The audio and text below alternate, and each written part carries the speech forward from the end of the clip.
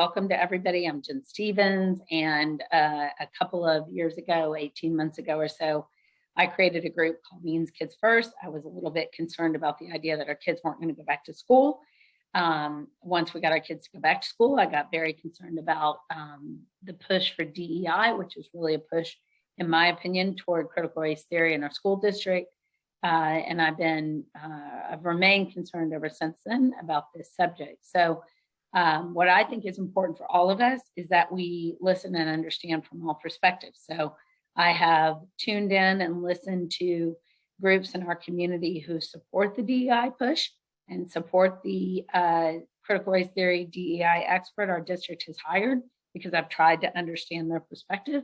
I've done some reading on my own. And when Brian, who's a friend, reached out and said, I think you ought to look at Dr. Lindsay and hear what he has to say, I said, great, we should hear all perspectives, because that's how we're going to learn. So that's how tonight came to be.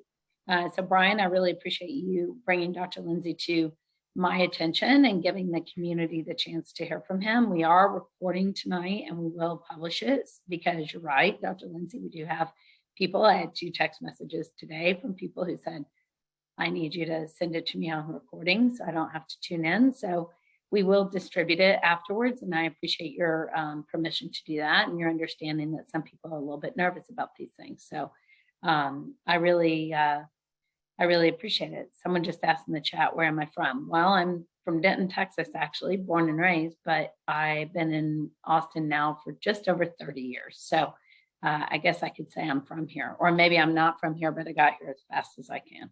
So with that, I'll introduce Brian. Brian, if you want to take it away and introduce Dr. Lindsay, please. But you got to unmute.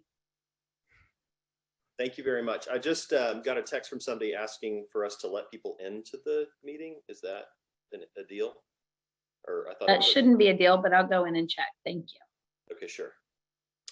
Well, thank you everybody for attending. Thank you, Jennifer, for your involvement in the community and your volunteer work and the countless hours that you put into this. And then Dr. Lindsay, of course, really appreciate your time tonight. I read your book, Cynical Theories. Anybody that hasn't read his book can go to cynicaltheories.com, download it on Apple Books or a variety of other mediums and listen to it. I specifically seeked out Dr. Lindsay because of the content of his book, which really hits on, they call it Cynical Theories, but it hits on critical theory, and critical theory does much more than cover just critical race theory. It covers a variety of types of critical theory and postmodernism. And so I'm going to let, here in just a minute, I'm going to let Dr. Lindsay give just a very, however much of his background that he wants to give. It's really an interesting story about what led him to writing that book. He's written 6 books, I believe, and has more, more on the way.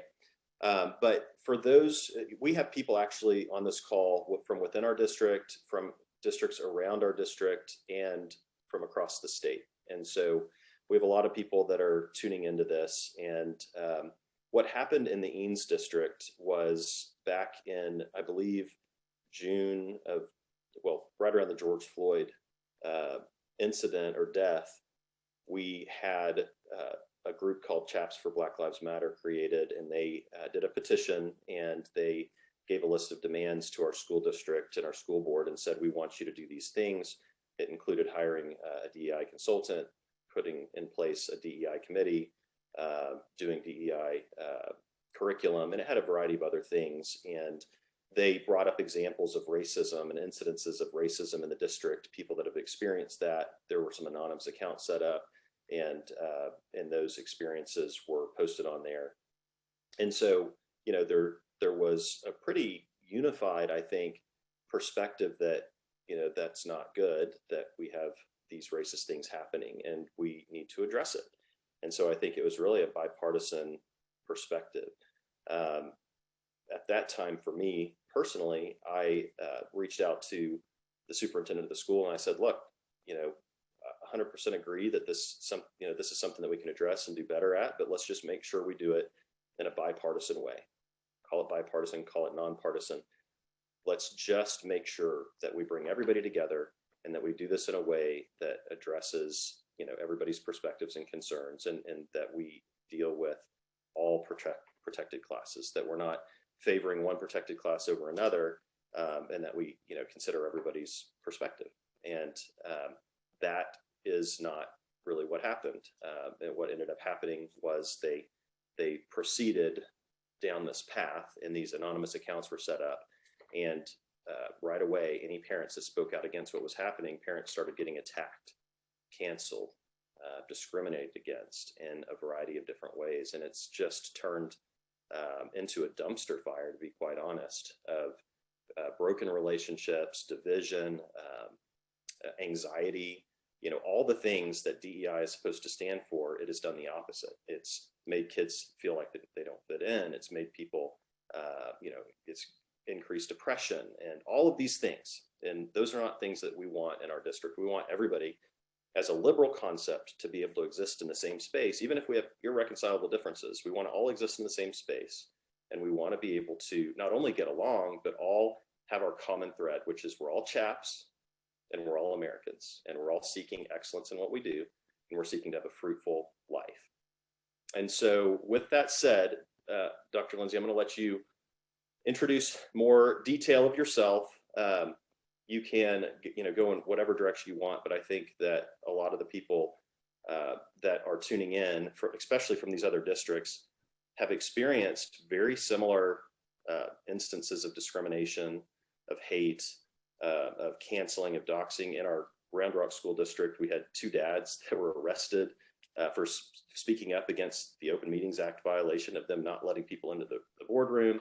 We have 2 conservative board members that were censored, and they were trying to censor them in a way that they could never go back on school property. And so, really ugly situation there, a really ugly situation in Fort Worth ISD, ugly situation in Leander ISD. So all that said, maybe you can shed some light for our audience tonight. Thank you for being here. Yeah, sure. Thanks, Brian. So for those of you who don't know who I am, my name is James Lindsay. I have been studying critical theories and maybe most in-depth critical race theory probably since about 2017. That's when I really would have become very involved with that. To give you a little bit of my background, since Brian asked me to do that, I'm a mathematician by training. I got a PhD in mathematics from the University of Tennessee in 2010. Before that, I studied physics. So the sciences and mathematics are where I come from. So I'm a STEM guy. I'm one of those crazy pure mathematicians, as they call us. So not very employable outside of academia. I left academia, though, right after I finished my doctorate, for the reason that part of my doctorate included a teaching requirement. So I taught classes every semester starting in 2002 all the way till I finished in 2010. And the teaching changed rather dramatically in 2007 and 8. And I know you're about to believe I'm going to tell you it went woke, and it did not go woke. It went student retention oriented. And I couldn't in good conscience go along with that. We were told, for example, that we were only allowed to fail 1 or 2 students, and these were math classes. So let me just, kind of giggle about that. Math is typically not a class where only 1 or 2 people fail. Math is hard. I wanted the black t-shirt that just said math is hard in all lowercase letters to wear to class sometimes. I never was quite so cheeky as to buy one, but math is hard and people fail it a lot. And we were told 1, maybe 2 students per semester. And then if we had more than that, we had to come in and justify them in a case-by-case basis, showing all of the work and the attempts to give extra credit, et cetera, to get people through and past them. Some of the courses that I taught changed from being the usual ABCDF to ABC no credit, which meant that it wasn't possible to fail those classes. If you failed them, it's just, as far as the university was concerned, that it never happened. And I didn't like the idea of being captive to a teaching situation like that, but the justification was worse, which was that we were going to do that to make sure we retained students and didn't lose their scholarship, so they would keep paying tuition, which was, in my mind, an incredible corruption of the mission of the university, and I didn't want to participate. So I left. I got involved in, I joined my wife's small business, and we worked together for a number of years, but to keep myself academically entertained, I started getting involved in discussion forums online and so on. many of which actually went woke as early as 2010 and 11, and quite catastrophically. So I got this early introduction to these ideas like systemic sexism and systemic racism. It was more sexism than racism that people were talking about at the time. And in particular, in around 2013 or so, it may have been 12, but memory isn't that great looking back that far. But I remember having a conversation in kind of a economically class mixed group. So there were some college types and some white collar types and some blue collar dudes. And we were all talking about different things. And one of the blue collar guys, somehow I got talking about affirmative action. And he started talking about his boss, who he was quite convinced is an affirmative action hire, who's not competent, is going to get somebody killed on the factory floor sooner or later. And he got going. And so this white educated woman said, "Don't you think that's racist that you said that?" And he said, "No, I'm not racist. She's just incompetent and got hired because of her race and gender. And that's a problem for me because it should be about putting competent people." And he talked about his background in the military, where same thing happens with lieutenants fresh out of college that are now over 10-year sergeants who have all this experience and all this background, but the lieutenant fresh out of college, never done anything, gets to tell them what to do, and it might get an entire unit killed, which he called it lieutenant problem. And this whole kind of thing broke out in this weird conversation. And I tried to intervene and say, "Well, don't you think we should listen to this guy's story? Isn't this all about listening to people's stories wherever they're at?" And this educated white woman, who's a friend of mine, replied to me, "He's a white man. His story has been told." At which point I realized that something very bad was happening with this stuff that was going by the brand name social justice, because it's a very dangerous idea. So that's what really got me kind of keyed into this. A couple of years later, I mentioned my background in science because an academic paper was published in, I think the journal is called Progress in Human Geography, which is a very high-ranking geography journal that's about bringing feminism into glaciology, into the science of glaciology. And it got a lot of headlines. It was part of a $800,000 National Science Foundation grant. It came from 4 professors, at least a couple of whom were at the University of Oregon. You can look it up. At any rate, it advocated for some very non-scientific things. And I found it shocking that this was published in the academic literature whatsoever.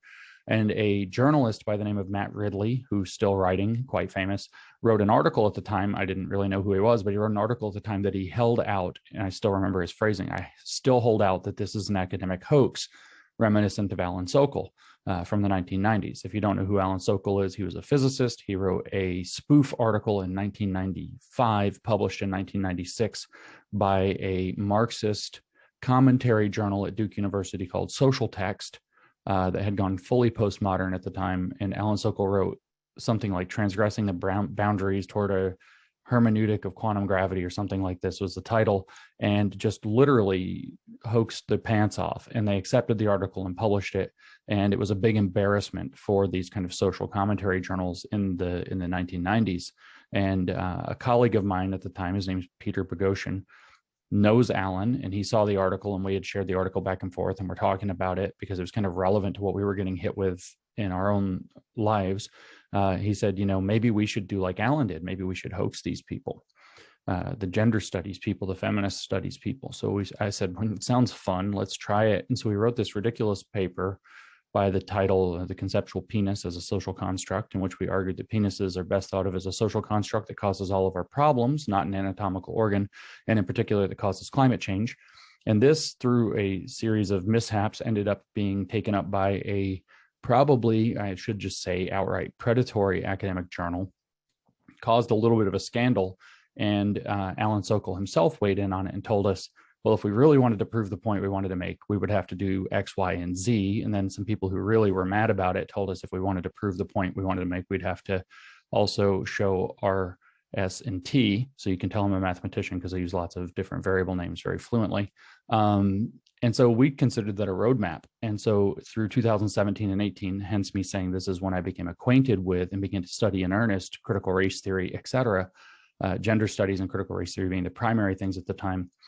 We wrote a series of 20 articles that we submitted to high-ranking academic journals, including the highest-ranking feminist philosophy journal by the name of Hypatia, the highest-ranking feminist geography journal by the name of Gender, Place, and Culture, and a number of others, a highest-ranking feminist social work journal by the name of Ophelia. We wrote a number of these articles, 20 of them, as a matter of fact, in a year. 7 of them were accepted for publication. 4 of them actually were published. One of the ones that was published was given an award for excellence in scholarship, but these were complete nonsense and garbage, and frankly, some of them were horrific. The one accepted by the social work journal I mentioned was a rewrite of chapter 12 of Hitler's Mein Kampf, replacing our movement with the phrase intersectional feminism, and then changing the language and adding in relevant literature to make it publishable in an academic journal. And so some of this was quite alarming. And one paper we wrote was about education, and it actually advocated for taking privileged children, whites and males were named specifically, and doing a number of abuses to them. First of all, they would be asked to listen and learn in silence. They wouldn't have their emails or questions answered in class.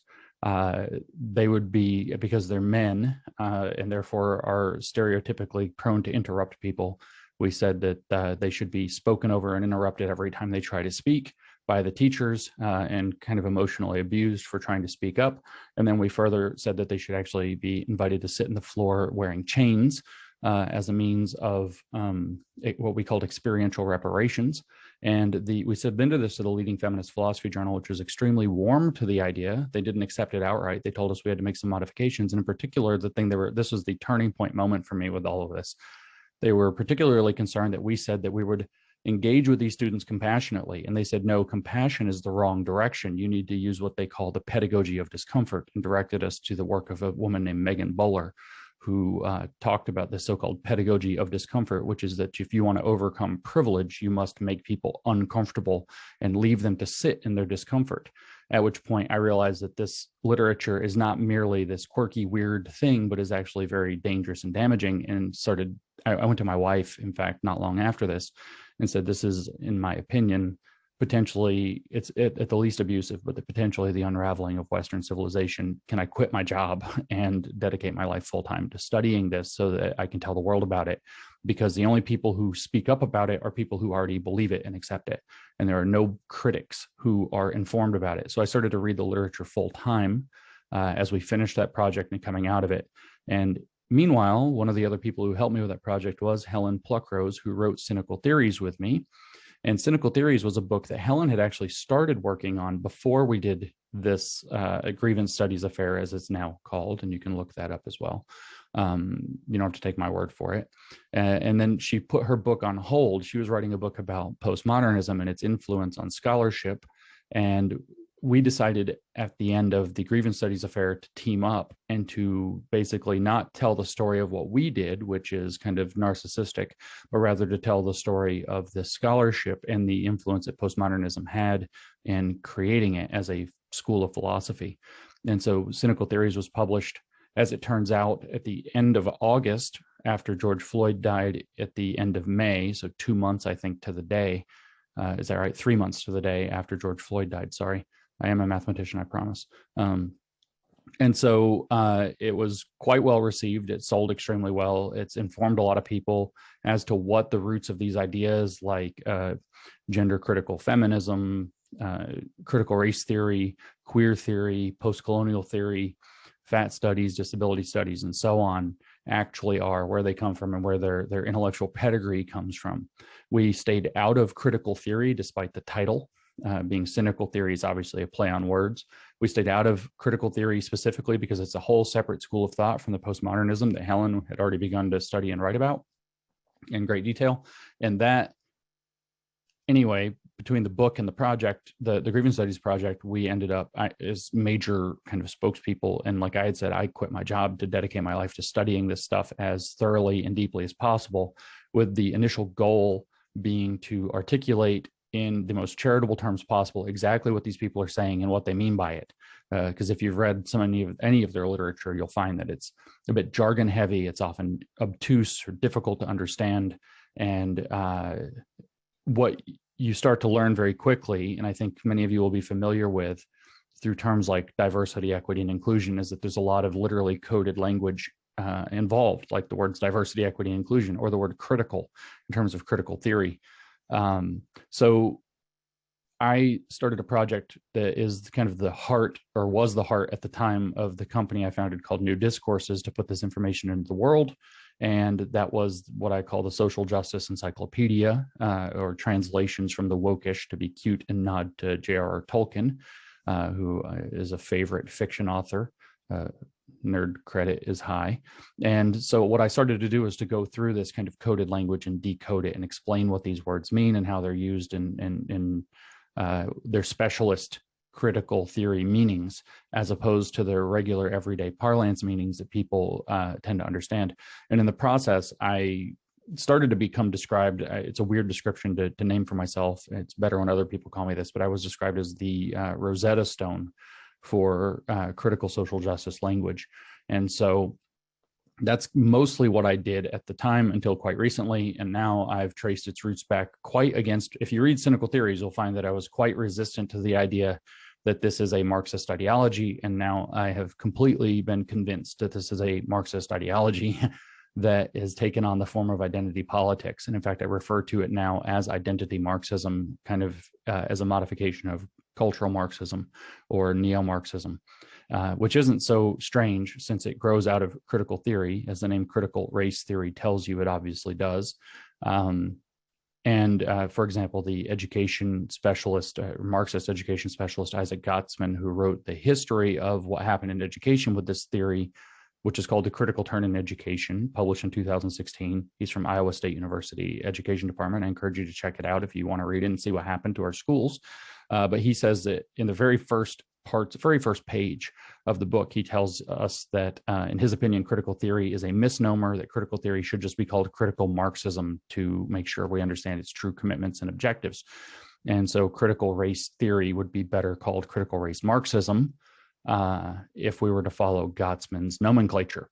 And so this is the thing kind of at the heart of the racial aspect of diversity, equity, and inclusion. So that is a long-winded introduction. I apologize for how long that took. It's a weird story about how I got here. If you want me to like touch anything else before I go on and kind of discuss DEI and so on, Brian, let me know. No, thank you so much. That's a great introduction. And I do think this is about understanding DEI. And a lot of people, I think, have really good intentions, as I had started with, in really wanting to address any sort of discomfort that kids have being in school for their differences.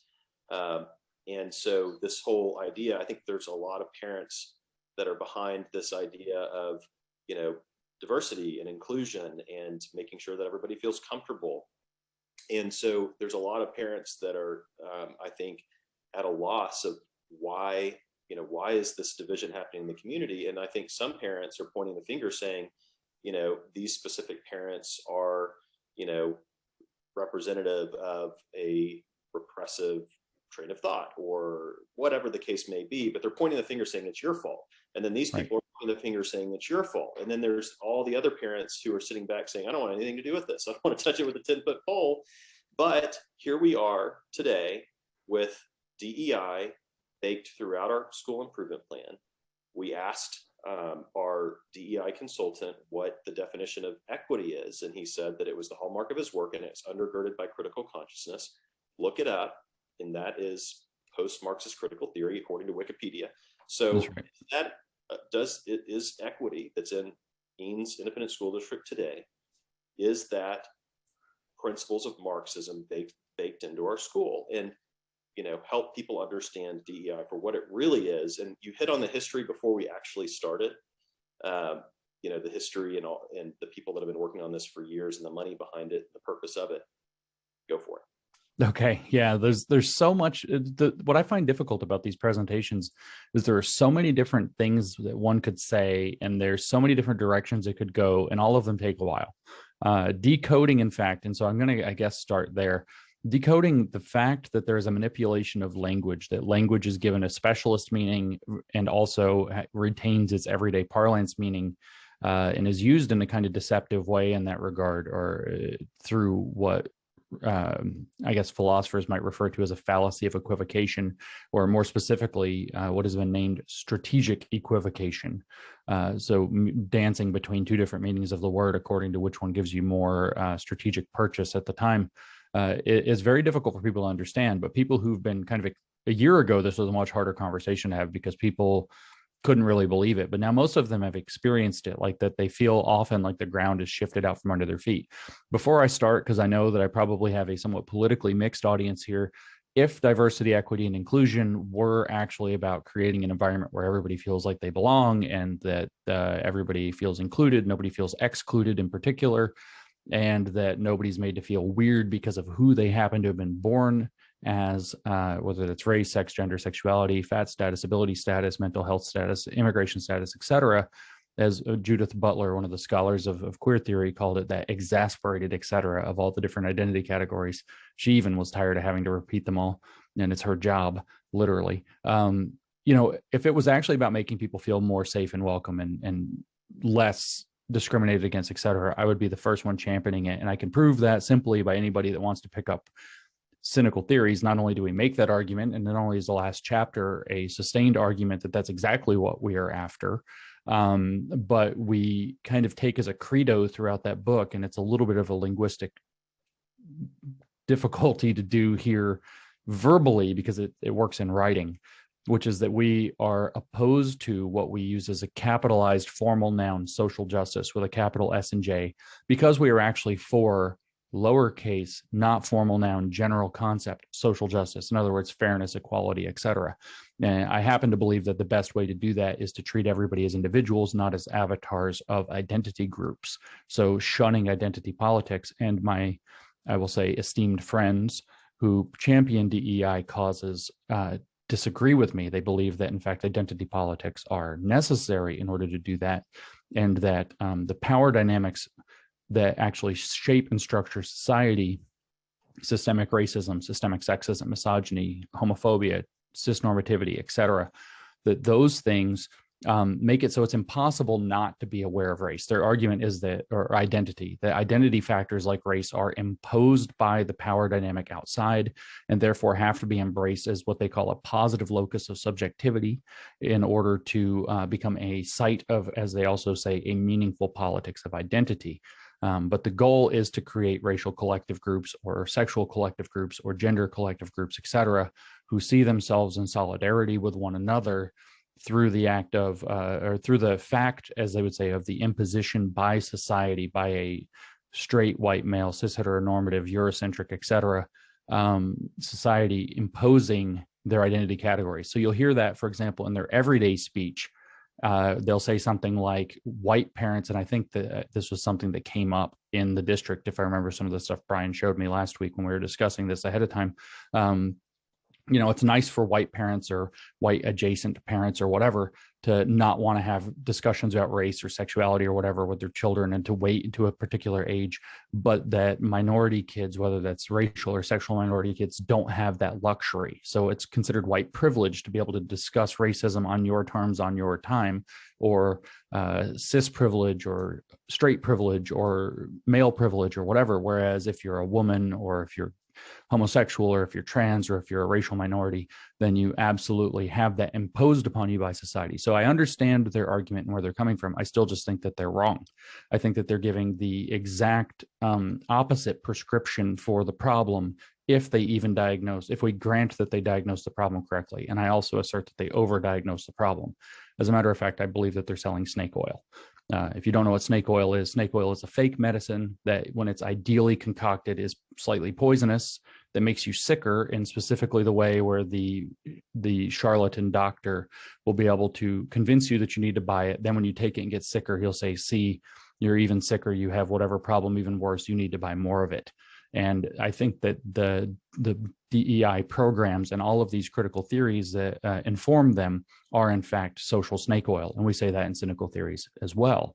And so I've backed it up at book length at least once. I've written another book that's not out yet, coming soon, called Race Marxism, that will do it again at book length. So I'm pretty confident in my assessment there that this is snake oil.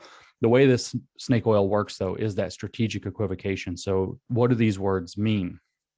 Well, you said, Brian, that it's very alarming to have heard this. I'm actually shocked, and nothing I run into anymore shocks me unless it's a direct admission, that they said that, yeah, equity is based on critical consciousness. And because normally they say it's about fairness. They say it's about having equal access. But what they don't tell you in that that little linguistic shell game is that the way that they measure access is by measuring outcomes on the assumption that if access is equal because everybody is the same and treated the same in a fair system, then outcomes will also be equal on average. So they claim that they're talking about access, but they measure outcomes. And equity does in fact mean equality of outcomes. The original definition of it comes from a man named H. George Frederickson, who worked in public administration, and he wrote in 1968, and then again followed it up in the early 1990s, summarizing his argument from 1968 that the difference between equality and equity is very simple to understand. He says that equality, this is paraphrasing very closely to the quote without having it in front of me, equality means that citizens A and B are equal. Equity means adjusting shares so that citizens A and B are made equal, which is why you can see that there's a Marxist concept underneath this. That's the adjustment of shares afterwards so that citizens, or in this case, students, are made equal. In practice, a equity grading system would give everybody an A because the people who already have high grades don't see any particular benefit or loss from that, but people who have low grades have their grades brought up, and people who have the lowest grades have their grades brought up the most. And we just recently saw a professor that went viral on Twitter discussing exactly that was what she thought. There should be no grading assessments whatsoever. Everybody should just get a grade of an A because of equity. And she couldn't understand why her students were upset and wanted to earn their grades because they were getting their A. They should just be happy. And this was going to be a more equitable outcome. So there's a fundamental misunderstanding about how things work. Now, you specifically said, and I know I'm kind of meandering a bit here, but you specifically said that it's rooted in critical consciousness. So it's important to understand what critical consciousness is, since your DEI executive is, in fact, using that terminology. Critical consciousness is the neo-Marxist, or if you want, critical Marxist, as we just discussed a moment ago, modification of what Marx called class consciousness. So Marxism is a theory of social stratification and conflict, that there's some dynamic that splits society into at least two groups, one that's well off or privileged, one that's poorly off or oppressed. For Marx, it was economic class status. If you were privileged, you were a member of what was called the bourgeoisie. And if you were oppressed, you were a member of what he called the proletariat, which is actually the working class after it has been awakened to class consciousness, which means being made aware of the fact that society is structured by material conditions and economic class status, and that there is, in fact, an intrinsic conflict or struggle, class struggle across that line of stratification, as it's called. So class consciousness isn't very difficult to understand. If you're a bourgeois, a member of the bourgeois class, if you have class consciousness raised, you realize that you're a privileged person who needs to be working on behalf of the proletariat and to not work on your own behalf or people in your class. So upper classes to minister to the poor and to do their bidding. And if you're in the working class, you are, in fact, to be aware that you are being exploited and alienated from the products of your labor by the upper class, whom you are to revolt against. Marx specifically said that violence is the midwife of the revolution. And so violence is baked in. That's in the Communist Manifesto, which, if you haven't read that, I suggest you do. We see this reproduced, by the way, in critical race theory very clearly, where whiteness becomes access to bourgeois racial property, and the goal becomes to abolish whiteness, just like Marx said to abolish private property.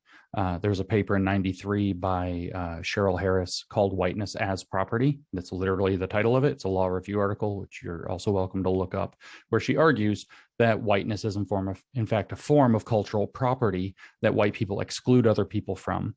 And so racial consciousness is to cause white people to be aware of this and to feel the need to become allies to racial minorities, with the racial minorities becoming awakened to the fact that the white people are actually ripping them off at every turn. And you can see how just pleasant and not at all divisive that's going to be. Equity in that regard becomes the means of redistributing not just material goods, but also privilege across that line. But I digress, because we were going to critical consciousness. The critical theorists were in the middle of the 20th century. Marx's theories were not vindicated by the middle of the 20th century. In fact, they were doing very badly. Marx predicted that, advanced industrial centers would undergo spontaneous revolution, when the working class became conscious and sufficiently large. And so you would see a progression from feudal states to advanced capitalism, to capitalism to advanced capitalism. And then advanced capitalism would kind of hit this breaking point, and the socialist revolution would begin, and the workers would seize the means of production, if you will. And that didn't happen anywhere. It literally happened nowhere. Berlin, Paris, London, New York, Chicago, Los Angeles. I guess we can throw in Texas if you want, as just any of its big cities, just because Texas always likes to count itself among the important people. That's a little joke. No communist revolutions were happening anywhere, but where were they occurring by the middle of the 20th century? Well, you'd had the Peasant Society of Russia that got overthrown by the Bolsheviks, and you had the Peasant Society of China overthrown by Mao, and that's it. So something was wrong with Marx's theory. And then you look at what was actually happening in those places, and it turned out not to be that cheerful. At the end of, after World War II, at the beginning of the 1950s, Khrushchev took power from Stalin, and Khrushchev confessed to all of Stalin's sins. There's an old joke about that. We don't have to tell here, but it's basically that in a Soviet regime, the punchline boils down to, in a Soviet regime, you always blame your predecessor. But Khrushchev confessed to all of Stalin's sins, so it was impossible to hide the brutality and the murder and the mass death, et cetera, that went with the Soviet Union, especially not just under Lenin, but under Stalin. And so communism wasn't having a great day by the 1950s. And so this required a reworking of how things are to be thought of. So through the 1930s and 40s, watching those failures of Marxian theory, and then through the 1950s and 60s, seeing the failures of Stalinism and the emerging failures of Maoism, the theorists were forced to reconceive of their project, and they came up with this idea of critical consciousness. In fact, what they decided is that the upper class of society is constantly thoroughly brainwashing the lower class to accept the repression through what they called the culture industry, for example. So, there's these artifacts of culture, whether they're music. So you might think of, blues music as a great example that touches on critical race theory. Blues music getting brought into kind of the big record labels, getting turned into rock and roll. Elvis Presley is now the avatar of rock and roll, and he's a white guy selling back black music to the community and profiting off of that, which is what you would call cultural appropriation, or Marx would say it is the exploitation of the surplus value of labor, just reconceived in cultural products rather than economic products, but tied in with the economic as well. And so what they said was they were producing culture in order to keep people fat, dumb, and happy, and most importantly, capitalist. And this was stabilizing the working class. So the working class, they said, might enjoy their lives. They might have a nice middle class house. They might have a couple of cars. They might love their Corvette. They might get to watch their favorite football game. They've railed on football games and pop culture and music and movies.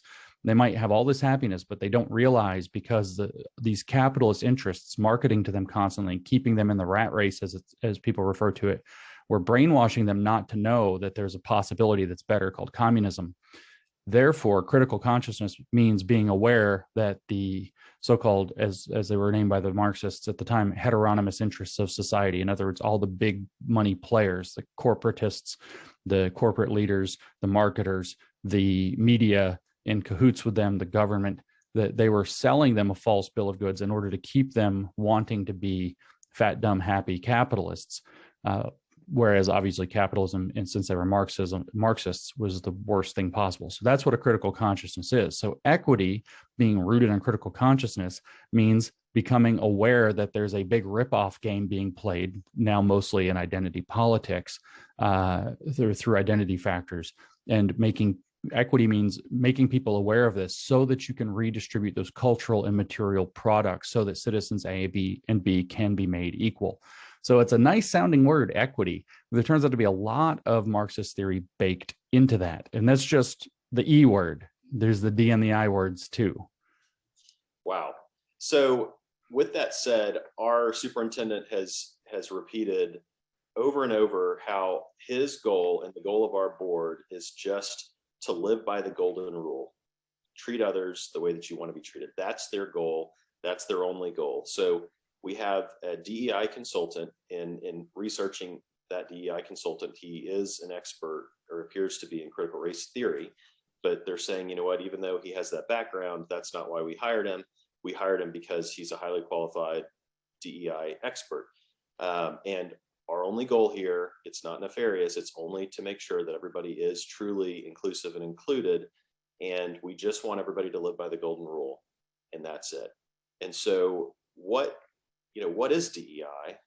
Like, what do we, now we understand equity and critical consciousness and the Marxist sort of background related to that. So what is DEI, and why is it that our administration and our school board is saying it's one thing, but we're hearing something different in the language? All right. So DEI is actually the diversity and the inclusion are the two pieces that are meant to affect equity. So equity is the goal and diversity and inclusion are the means, or sometimes you'll hear diversity, inclusion, and belonging are the means to achieve equity. So equity, if you don't, I didn't say this explicitly, and it's a little bit much to develop the whole concept for you, but equity is in kind of Marxian theory where capitalism is replaced by socialism and then socialism eventually evolves into communism. Equity is actually the socialist program. Colorblind equality in critical race theory is equal to capitalism. Everybody's an individual. We're going to treat everybody as an individual. We're not going to assess them by their race. Equity says, no, we're going to become race conscious. And there's that critical consciousness of race. We're going to become race consciousness, and we're going to redistribute cultural products and what the theorist Charles Mills calls the politics of recognition, as well as the politics of redistribution. So we're going to administer a state where outcomes are enforced to be, or shares are adjusted to be made equal. So equity is tantamount to socialism. And so diversity and inclusion are the mechanisms by which that's meant to be accomplished in this kind of cultural milieu. The belief, by the way, there is that eventually, if you administer it long enough and get people dependent on it, and I want to go into dependency before I go into D and I, diversity and inclusion. If you get people dependent on it enough, and that's literally their theory. Herbert Marcuse, the neo-Marxist of the 1960s, wrote an essay on liberation in 1969, where he said that the point is to interject immorality so that people can't live without it, and so that they don't know how to function without a liberatory regime. And so the idea there is to when people can become fully dependent on it, the equity will become spontaneous, just like socialism under Marxist theory will become spontaneous and turn into communism. Equity will become spontaneous, at which point it will be called racial justice. And so social justice is the kind of all of the identity factors together plus social class becoming spontaneously socialist all by itself with no state to administer it. And so justice or social justice is literally equivalent in theory to communism. And it's the same exact program that Marx laid out, but now neo-Marxist instead of Marxist, or critical Marxist, if you'd rather, instead of neo-Marxist. I don't mean to lose people in all the complicated terminology, but this dependency becomes key. And so that's where I want to divert into this before I talk about diversity and inclusion specifically, because the golden rule is a really tricky little thing. And I don't mean to throw any shade at the King of Kings here, because treat other people how you want to be treated requires, if you are a good Christian, lots of discernment, because there is such a thing as enablement. So if you have an addict in your family, everybody would know. So this is a problem of dependency. Everybody, or even a child, which is in a dependent situation, your child doesn't want to go to bed. So do you treat the child the way it wants to be treated, or do you know what's better for the child? If you have an addict, they want to be given enough resources to be able to continue their addiction, which isn't even a habit at this point. It is a proper medical problem. And so treating somebody as you would want to be treated requires tough love in certain cases like that. And so it's very easy to throw out, well, we're just trying to create a situation where treat everybody the way that you want to be treated, can become very perverted into a dependency enablement model, which is what ultimately Marxian theory tries to create, is a dependency model for the people who are in the so-called underclass. And then of course the scapegoat of the underclass is the overclass, because the overclass is the one producing the ideology that keeps them in their down and dependent state. And so if we read, for example, since we're talking about schools, the Marxist educator who changed everything in American education named Paulo Freire, actually Freire, in his very famous Pedagogy of the Oppressed, which was published in 1970 and is the kind of like the Bible of all teaching colleges in the United States right now.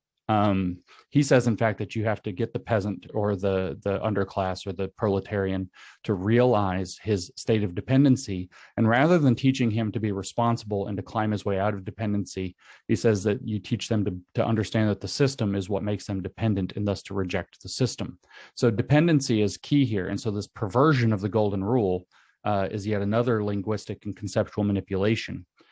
Just like what we see with equity being a complete perversion of equality, or a perversion of fairness. Now, for diversity and inclusion, we see the same perversions. In fact, what you're going to notice is the pattern is whatever they're saying the thing is, it means the upside down thing. I don't want to say the opposite. I want to say the inversion, the take a thing and turn it upside down. So diversity means, as a matter of fact, that you are bringing in people who have different perspectives, right? So that's the diverse perspectives.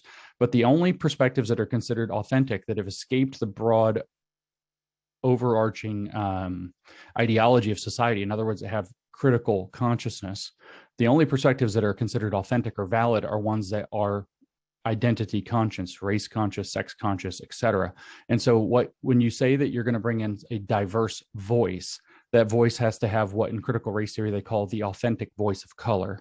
And an authentic voice of color means that they are whatever race they happen to be, and they're saying what critical race theory says they have to say from that social position. So if they're white, they have to be kind of the whole Robin DiAngelo white fragility, I'm racist, self-deprecating position that wants to, as Robin DiAngelo and Coca-Cola put it, be less white or to abolish whiteness. Robin DiAngelo explicitly says on page like 149 or 150 of White Fragility that there's no such thing as a positive white identity. So they're trying to abolish whiteness. And if they happen to be in a racial minority position, whether it's Latino, whether it's Asian, whether it's Black, that they have the awakened consciousness that critical race theory says. So if they're Asian, they understand that they are simultaneously enacting whiteness through their model minority status, but at the same time that the model minority status is imposed upon them as an artifact of whiteness, et cetera, et cetera. If they're Black, it's that they have to understand that all the other races have a component called anti-Blackness that buys them purchase into whiteness. And you can see this entire structure. So they have to give this unique voice of color that means that they're actually repeating critical race theory. So this is why Larry Elder, when he ran for governor of California, like him or hate him, was named by the Los Angeles Times the black face of white supremacy. This is why when Dave Chappelle made jokes about trans people in his last special, the article that was written about him was that he made those jokes from a position of white privilege. This is why when Kanye West, again, like him or hate him, put on a Make America Great Again hat, like that or hate that, and said, I think for myself, as a Black man, he said, I think for myself, Ta-Nehisi Coates came out a few days later and said, you're not Black anymore. This is why Joe Biden said, if you vote for me, you ain't Black. Or if you don't vote for me, I'm sorry, you ain't Black. Because there is an authentic politic and moral position that comes through what they call in the theory structural determinism of the superstructure of society being, say, systemically racist or cis heteronormative or whatever, that imposes values upon you that you have to then adopt to be the authentic voice of color. And this is actually what your diversity training is going to teach. And so you only count as a diverse voice when you become an expert in diversity. That's literally in the University of Texas at Austin diversity program that they've implemented at the university, that they explicitly don't get in trouble with civil rights law by saying that they're not hiring by skin color, sexual sex or gender, sexual identity, et cetera, but rather whether or not somebody is an expert in diversity. But you're judged an expert in diversity by repeating the ideology according to the social position that you are said to have, according to the ideology based on your identity categories. So the goal is to have a bunch of people who are all critical theorists who happen to have different identity factors or look different from one another, speaking into those. So that's diversity. So the short name for that, since we've already made the Marxist connection, is diversity officers or commissars. That's the word that actually is what diversity is about. It's a commissariat. Inclusion's far worse. Shall I just go on, Brian? Okay, so inclusion, sure. Another inversion. Inclusion means literally not being excluded. So you have to ask, in the theory that informs all of this diversity, equity, and inclusion program, What is it that excludes somebody? Well, it is being exposed to these power dynamics that they believe structure society. And that's, again, when I say structure here, that's structural, that's as in the same superstructure that Marx talks about, but now it's cultural artifacts instead of economic artifacts. And so being exposed to whiteness would exclude racial minorities. For example, being exposed to whiteness in any way. So if white values are present, if white people are present, if we saw that, what was it? The infographic put out by the Smithsonian Museum last year, very infamously, and then they deleted it very quickly. That said, what are aspects of white supremacy culture? They named things like hard work, loyalty, punctuality, all these kinds of virtues, civic virtues. Basically, it boils down to being Americanness, is what it is. The values of America and Western civilization are white supremacy culture. And so anything that might bring those into the space would be considered potentially or in reality exclusive of racial minorities. And you can easily transfer this over into any of the other identity categories. Anything that brings in cisnormativity, or for trans kids, anything that brings in heteronormativity for gay kids, can be considered to make them feel excluded from that space. This is why you start to see them forming what they call racial caucuses, or what we would recognize as segregated spaces, where they can get away from whiteness, get away from straightness, get away from all of this. So what inclusion becomes is a justification for censorship, because no idea that could possibly offend somebody in a protected class, and I want to circle back to that idea as well, because it ties into equity. Nobody in a protected class should ever feel offended whatsoever, or made to feel like they aren't fully included in everything that's going on. If we add in the word belonging, that means we have to also positively affirm whatever identity category and whatever work they produce, so that they feel like they belong in the space by proactive measures. So what you see then is this is a justification for censorship. It's also a justification for compelled speech.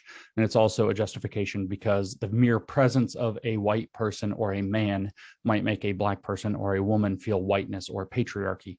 And so it's also the justification for purges. Anybody who goes against diversity, equity, and inclusion initiatives is doing harm or causing trauma to the people who believe in them, and therefore has to be excluded and maybe even attacked, which explains exactly what Brian opened with when people started to speak up and say, this doesn't feel right, something might be off, I think I have some questions, I read this thing, and all of a sudden they're getting viciously slandered and attacked, etc., accused of racism, accused of sexism, etc. That was all under the banner of inclusion. So inclusion is censorship and purges, and also positive affirmation and celebration of the ideology, not of the particular individuals. The individuals are merely a proxy for the ideology because they must have their authentic voice of color. So DEI in that regard, oh, I said protected classes before I go into what DEI overall. Protected classes, by the way, are defined due to bad SCOTUS jurisprudence as classes whose outcomes on average are lower than white people. So South Asians and East Asians who outperform white people are only in a protected class in circumstances where their race is not something that correlated to greater success. So if you have outcomes that are lower on average than straight white male, whatever, than not protected classes, then you're in a protected class by virtue of the fact that your class on average has underperformed, which they have decided is by definition and a weak but real proof that discrimination must be occurring somewhere on some level. In other words, that systemic sexism, racism, et cetera, are occurring. That is, in fact, the definition of systemic racism, is that outcomes on average by group are different. And the name given to the cause for that fact is systemic racism, that it's hidden somewhere within this. And so equity has all of this kind of very bogus, not equal protection under the law baked into it. And the idea of protected classes is the mechanism by which that's done.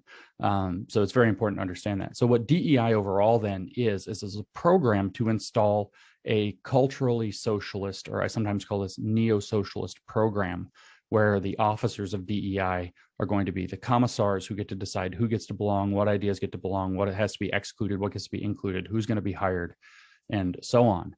And equity is the administered state of society where outcomes are made equal by adjusting shares until that is meant to become automatic, where in the very long run that becomes justice, which is tantamount to communism under the neo-Marxist identity politics mode that Marxism has evolved into through the 20th century. So DEI it's not just got Marxist ideas in it, it is just Marxism in new clothes. And when you are hiring a DEI consultant or a DEI officer, you are bringing in a commissar to your program that's going to enforce this ideology in increasing degrees and to make sure everybody and everything conform with it, with the agenda of trying to make every one of your children also have that awakened consciousness that this is the correct moral position to occupy, so that they all want to do this, so that it becomes spontaneous and we eventually achieve that state of justice. That's your overview of DEI. I can go into next, if you want, why they're doing this and how it works very briefly. I know that So people I are have- interested in the trans perspective Yeah. of that.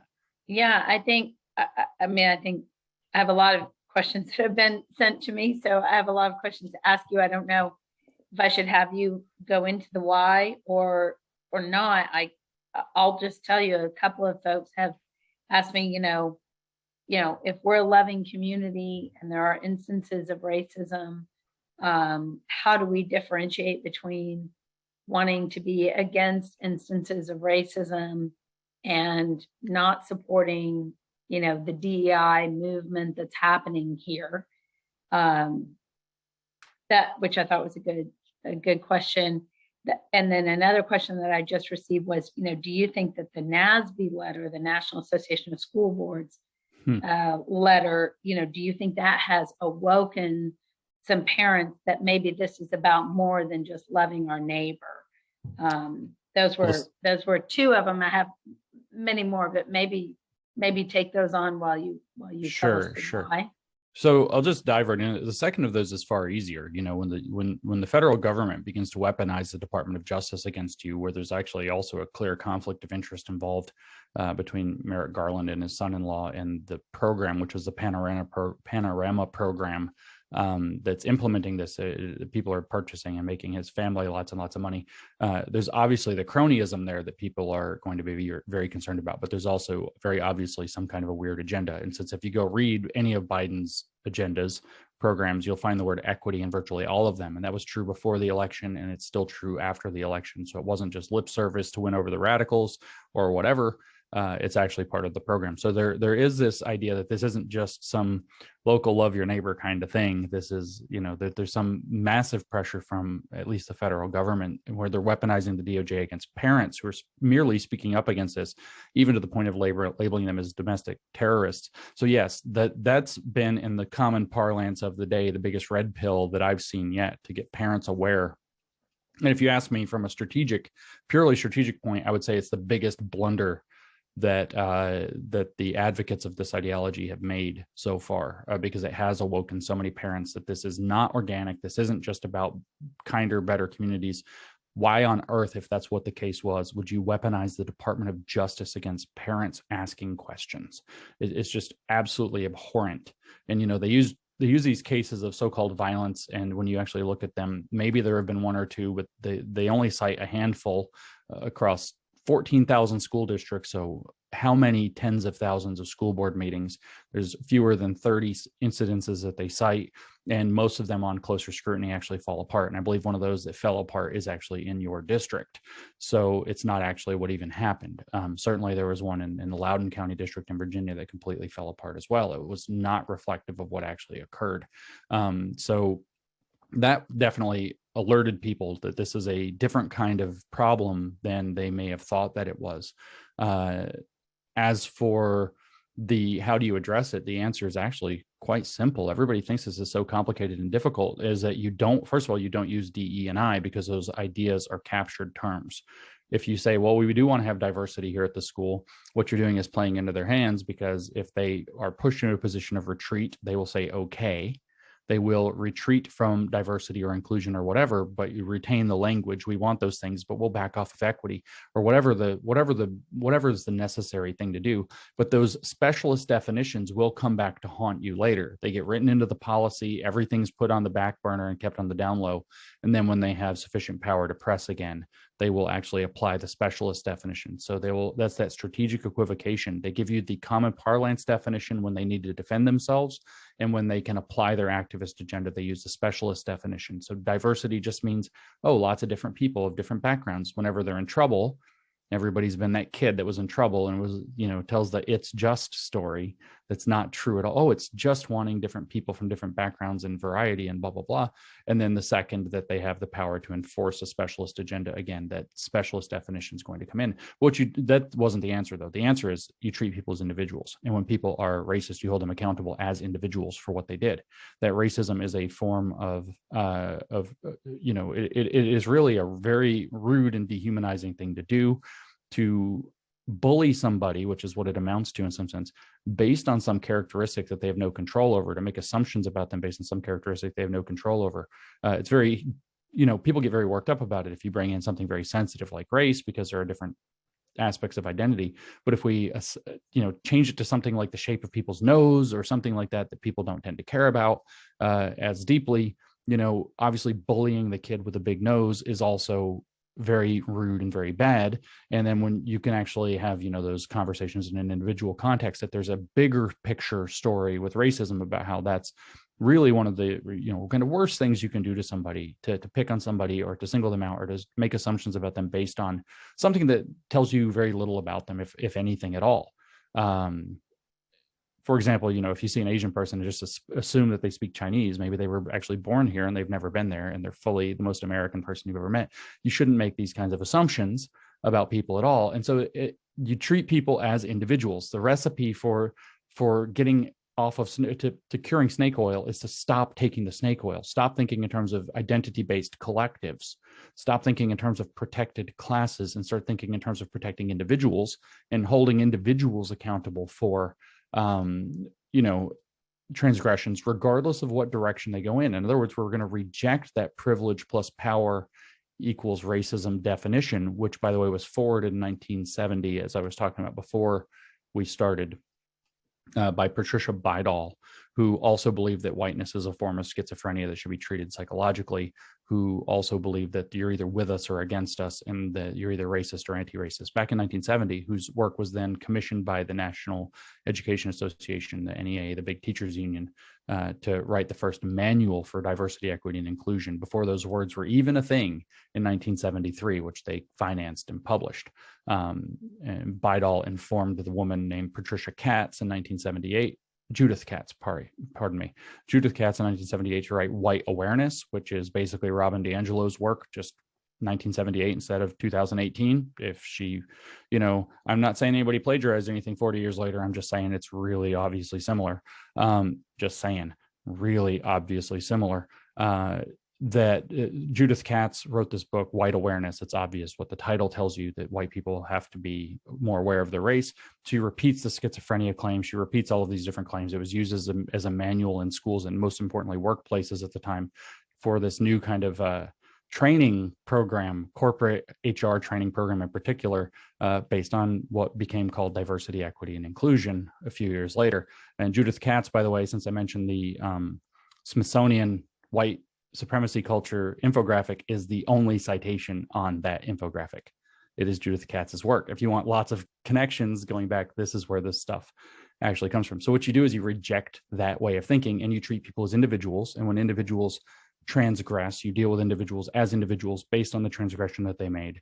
And instead of having protected classes, you look at every individual as people who have equal standing before the law or are made all men are created equal for the Declaration of Independence. If you happen to be Christian, not to make this religious, but there's an image bearer of God, made in Imago Dei, and you treat people as individuals. That's the solution. Stop thinking in terms of identity-based collectives and treat everybody as an individual and demand that accountability be held at individual levels.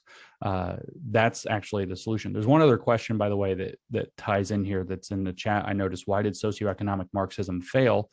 And how can that be repeated? This is actually very hard. The identity Marxists know their business, to be very clear. Socioeconomic Marxism failed because as Marxists start to agitate for things, a society that's actually democratic will actually make some reforms. They'll make antitrust laws so you don't have monopolies that are creating company towns that are literally exploiting and abusing their workers. You end up having, safety reforms, whether you agree with the idea of OSHA or the EPA, et cetera. Different kinds of reforms, consumer protection, worker protection, et cetera, can get brought in. So in other words, what a lot of conservatives like to get angry about and say, well, that's just socialism. Aspects of these things can be brought in as a mixed economy or a mixed program that bring in things that the socialists are actually agitating for, like not being exploited by a monopoly. That's one thing. Having a reasonable belief that, that they're not going to fall into the meat grinder, if you've read The Jungle, for Upton Sinclair, and get turned into sausage and sold. Reasonable expectations of those sorts. And what happens is the working class becomes stabilized. In fact, the neo-Marxists point this out as the main problem with advanced capitalism, as they call it, is that it figured out how to stabilize the working class and turn them into a conservative counter-revolutionary force. So Marxism, in the sense that it awakens people who agitate for improvements in their working lives as a working class, ends up succeeding in getting those in incremental form rather than revolutionary forms. And people actually do have better lives. They can buy a house, they can build a modest amount or even a great amount of personal wealth without having to be in some kind of a weird aristocracy that they're born into. And they become a stable force. And so actually economic Marxism, short of a violent revolution like Lenin drove or that Mao drove, is actually self-stabilizing. By people agitating for those changes, many reforms occur, and that stabilizes the working class, and they're happy.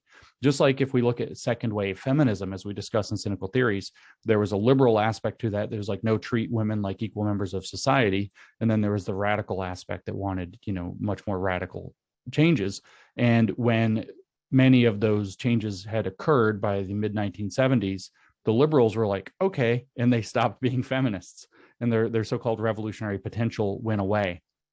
Same thing after the civil rights movement, and you had the Civil Rights Acts of 64, 65. I think there's another in 68, the Voting Rights Act of 68, I believe, 64 maybe.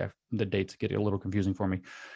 Even the implementation of the Great Society program coming out of the 1960s and going into the 70s by President Johnson, what you ended up having were a lot of the Black radicals and racial minority radicals saying, we got a pretty good shake now, let's go. And their revolutionary potential was stolen away from them because their material conditions were met. And so the identity Marxists agitate on cultural issues and try to tie identity to culture so that it's at the level of identity, which is a very personal thing for people. And that's harder to overcome because you actually have to get people to start thinking in terms of broader identities. So how can it be repeated is to get people to realize that treating people, all Americans, as American, regardless of what they look like or who they want to have sex with or whatever else, is actually the path to reassert that identity blind approach, that we're not going to judge you, based on who you happen to be. And we're going to find out who you are at the content of your character and the value of your merit. And to go to these more objective measures, although that, of course, will never be done perfectly, and to convince people that that's actually a better way to conceive of themselves. It's better to think of yourself as an American first and maybe, a Chinese American second or whatever, than it is to think of yourself as a pissed off Chinese person who feels like white people are ripping you off, if you want to have a society that knits together, functions, and everybody can succeed in it. And so, that's the best I can give you for how it can be repeated. But the problem is that identity politics don't self-stabilize, and economic politics of the kind of radical socialist sort do self-stabilize. And so, this is a more difficult challenge because you actually have to appeal to people's hearts, not just to their pocketbooks, which are pretty easily fixed.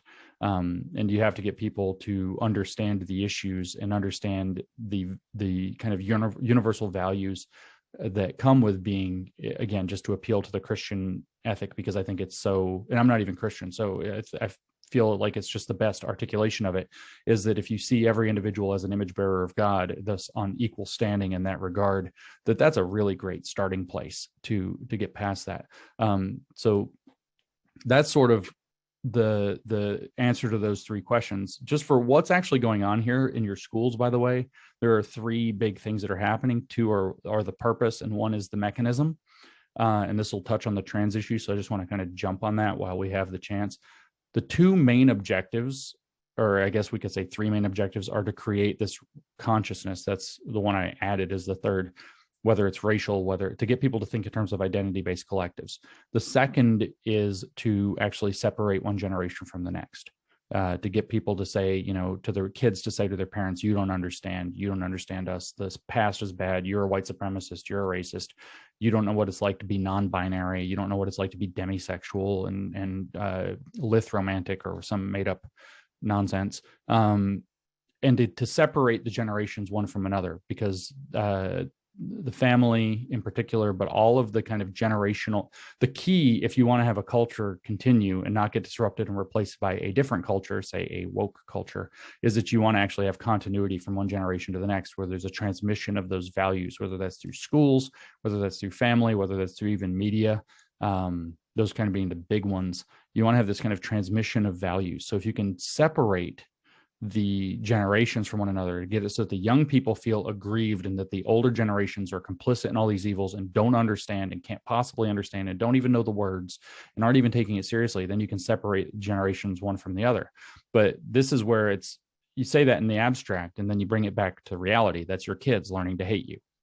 That's reality. And that's what they're doing. That's what the point of this program is in the schools, whether that's under the brand name social emotional learning, under the brand name ethnic studies, under the brand name diversity, equity, inclusion. Depends on which state, depends on what they're doing. A culturally responsive teaching, culturally sustaining teaching. They've got a million brand names.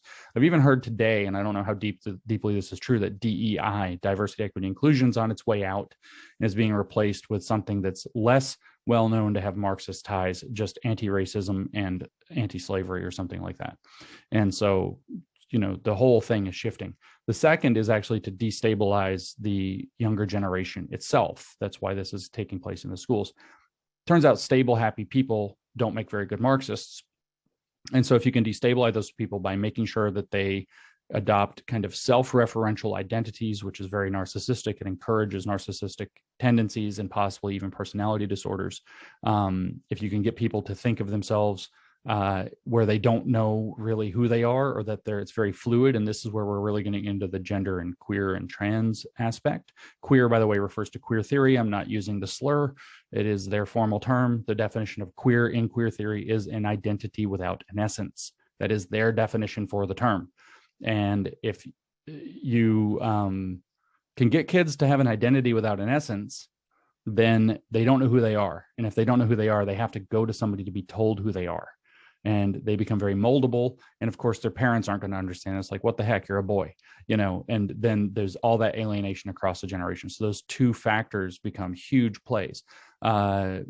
The third of these, those are the two kind of big objectives, or the third being to raise that consciousness, that kind of identity Marxist consciousness in the kids. So they'll want Marxism as the solution of one form or another. They want equity as the solution. The third thing that I really wanted to bring up, though, is that the queer theory and the critical race theory work like the right and left hand of a single monster. And you'll see this, and I bet you if you look, I bet you anything. I know nothing about the demographics of your district. I know nothing about what's happening for sure in your schools, but I bet you I'm going to be right about what's happening in your schools. That what you're going to find is that the overwhelming number of non-binary, trans, and other gender non-conforming and sexual minorities, pansexual, bisexual, demisexual, lithsexual, xenogenders, whatever the hell, in your school are going to be white kids.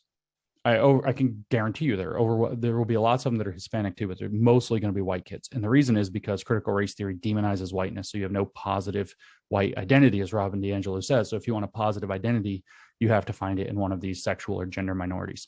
And so the kids can very easily choose to become one of those or declare themselves as one of those and kind of groom themselves or be groomed through things like the genderbread person into thinking that way. And so what they're doing is, this is just going to historically back up. This is exactly what Mao Zedong did in China when he created the Red Guard. He created 10 categories of people, 5 of which were labeled red, which are good because communism is red, 5 of which were labeled black, which is bad. I'm not going to even touch the way critical race theory might say something about that. But at any rate, when you have things like white, male, straight, cisgender, whatever, et cetera, those are Black identities. And the goal is to create social pressure so the kids don't want to be a Black identity. And then you create a slew of red identities, in other words, ideological Marxist identities that they can then occupy as an escape from a Black identity. This is the strategy. And so you browbeat kids about race, you hit them with destabilizing information through social emotional learning and trauma-centered whatever education.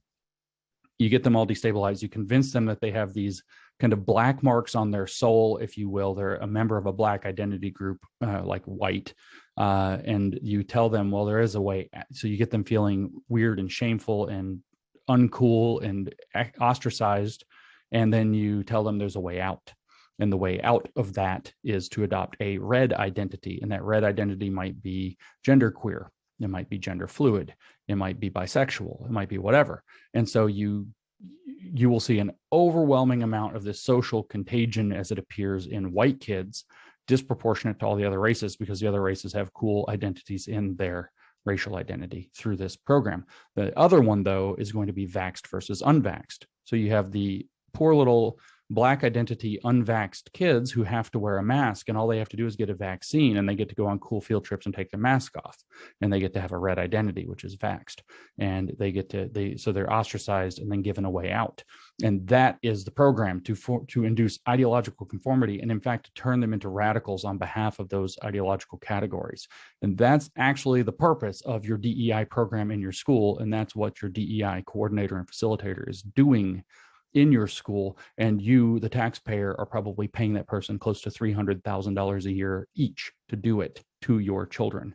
That's actually what's going on with DEI in your schools. That's what it's for. That's where it comes from. That's the whole picture right there. And it is, if you want the historical precedent, there's a book called The World Turned Upside Down. You can go read it. It's like 900 pages. It's brutal reading. It is the history of the Cultural Revolution in China, where Mao Zedong created his revolutionary student body in exactly the same way, with exactly the same mechanisms, though the classes were named differently and obviously in Chinese, and were labeled in old school communist ideology rather than in this new identity Marxist ideology. So I have a quick question. In this, first of all, you answered most of my questions, so thank you for that, and being so thorough.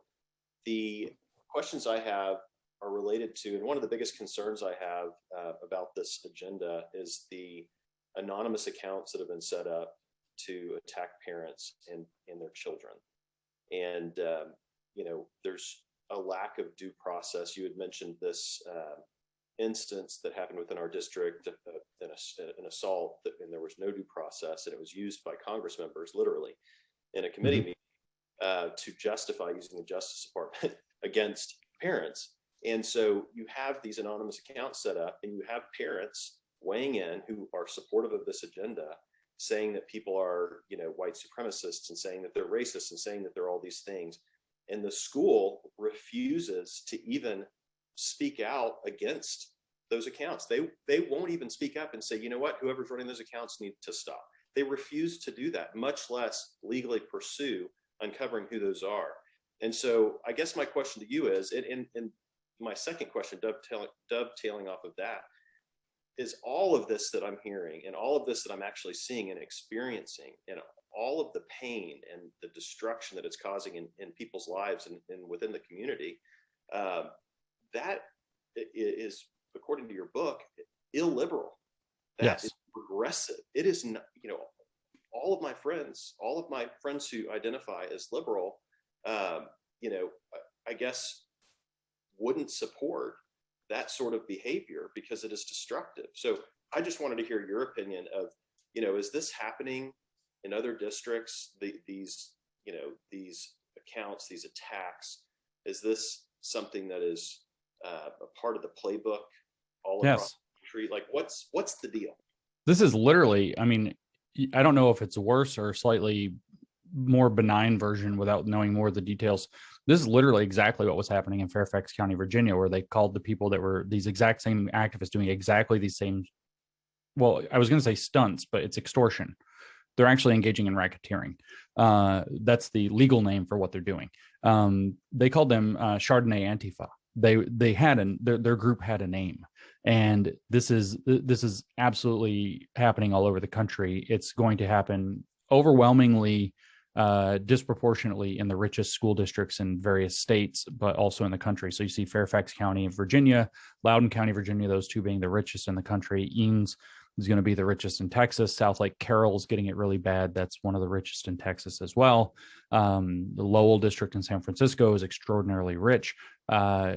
You're going to find it in those places overwhelmingly disproportionately. And the reason is because Marxist ideology understands that you have to peel the privileged kids away from their parents more than anybody else. That's basically it. You have to take the kids who are going to grow into means and turn them into Marxists as the next generation who are going to lead the revolution. And so they target wealthy school districts most vigorously. And it's, why are these things happening? Requires no explanation. They're Marxists. That's the entire explanation. That's what Marxists do.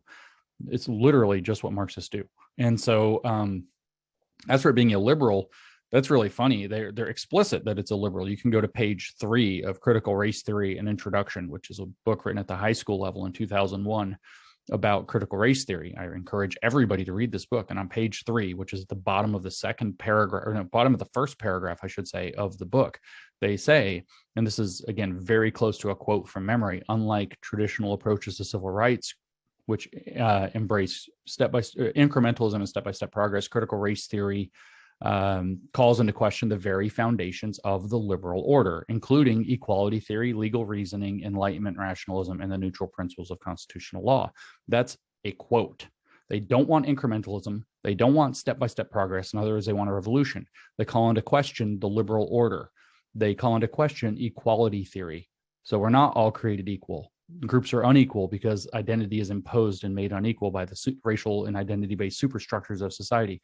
They don't want legal reasoning, which is the rule of law. They want preferential treatment based on identity category, which is exactly what you saw in California, which is further down the road than Texas, obviously, where they tried to remove the anti-discrimination language from their state constitution in the last election as a a ballot resolution.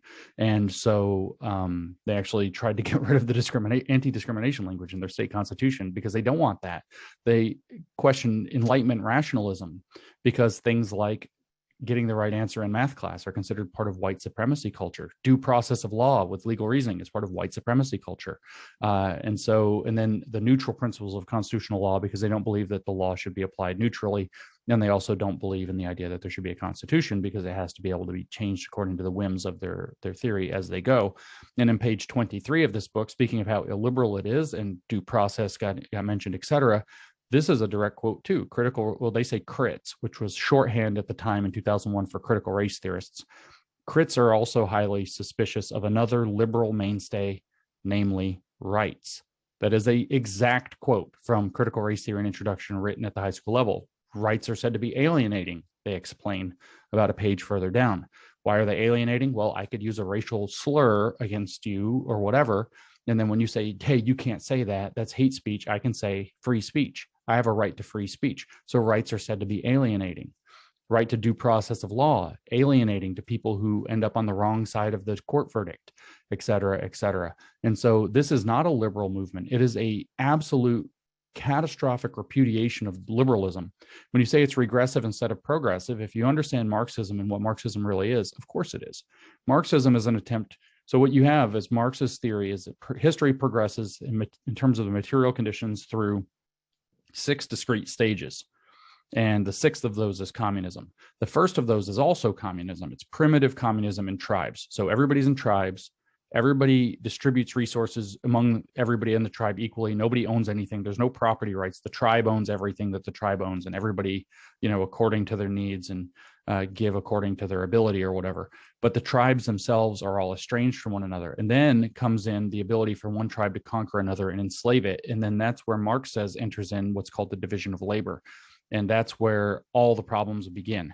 And so a slave economy is the second phase of history for him.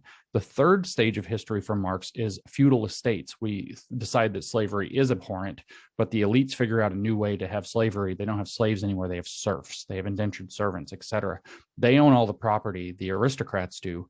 They own the estates and all the property. But the people who get to live under their lordship get to, have somewhat better lives. They're not technically slaves, but it's really, to Marx, not much better.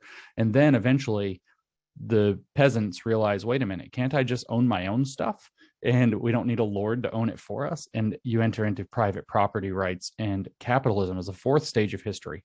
So Marx says that there's a fifth stage after that, where people realize that capitalism is still creating injustice, it's still exploiting, it's still alienating, it's still based on the division of labor, et cetera.